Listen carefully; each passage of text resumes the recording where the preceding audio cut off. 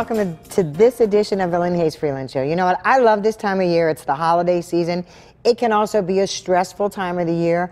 That's why we're just going to sit around and have some lady talk this morning, some mom talk this morning with a group of ladies that have actually been on the show before, and they were so awesome, I invited them back, beginning with Muffy Mendoza, who's right next to me. Muffy has... you have 3 children. The youngest is 9, the oldest is 16. Some of these will tell you that information, some of them we won't. Nicole Sims has 3 children. Are they all boys?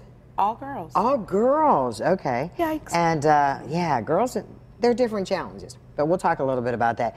Brandy Lee has 2 children, ages 10 and 4. Tess Kenny has 2 children, 10 and 7. And Jessica Brown has 2 3/4. She has a 5-year-old, a 3-year-old, and she's expecting one. Hopefully it'll be 5 weeks and nothing will happen during the taping of this show. Welcome back, ladies. Thank you. All right, so I start off by saying, I mean, what I remember most about this time of year is that I was totally stressed out. Do you guys feel that way? Have things changed? Do you plan further ahead? Or is this a tough time of the year for moms?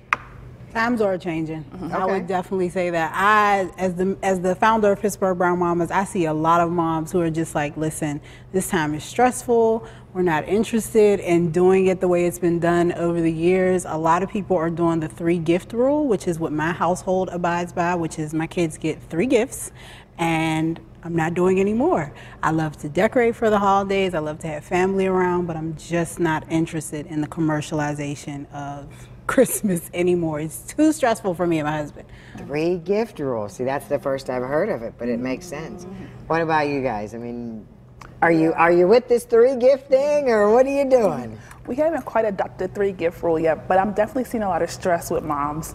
Me personally, it waxes and wanes, so I do get in those moments where I get stressed out, but I try to come back to like what the holidays mean for me and my family, and just try to stay grounded in that, because it can be stressful if you let it get to you. So I'm really intentional about just trying to, pace myself through it. It's, at the end of the day, it's another day.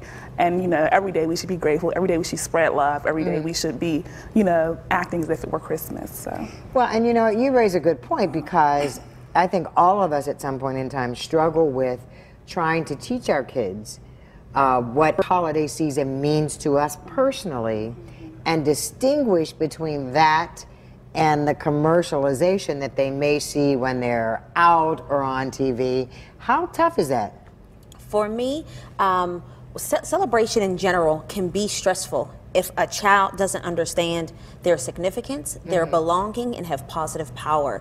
And so every day there's places and things that I allow them to do that give them that significance and belonging and that positive power, so they understand quality time is worth a whole lot more than any material thing. Because this holiday season for some is very stressful. For me, all my kids are born winter. So November, December, January, and we don't celebrate Christmas, though I am a pastor. It's just because it isn't biblical. But what we do make sure is you understand it is about family. It is about love. It is about joy and peace and gentleness and kindness and patience. This material thing goes, but memories don't. So that's what I see moms getting stressed out about. I want to show you I love you, so I'm going to break the bank trying to show you I love you, and now it's not perfect. And so am I a good mom? Wait a minute, you're an awesome mom. And the commercialism has us feel as if we don't stand up to some expectation, or the commercialism says, well, my house has to be perfect, or I have to make everything from scratch, or when the mother-in-law comes over, everything has to be pristine. And so there's this unrealistic expectation, like this almost Hollywood version of what something should look like, instead of I love you and I want to spend time with you. And so that's really what we make sure that the kids understand in our home. That one, no, we don't do this, and yes, other people do, and understand where they're coming from when they do these things, but also understand you are the biggest gift that I could ever have.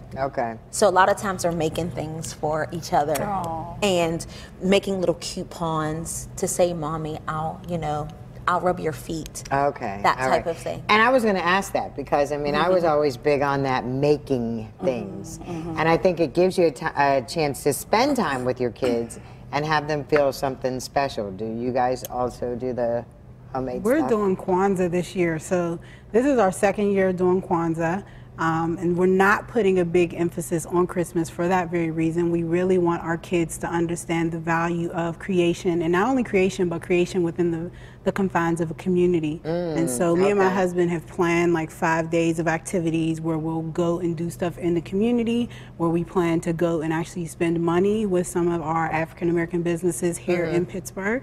So I definitely think this is a time to value creativity, but not just your own creativity, but the creativity that your community has to offer. Okay, I want to come back to the Kwanzaa conversation in just a minute. We have to take a commercial break. Obviously, we have a lot to talk about. I know you're glad you tuned in. We'll be right back.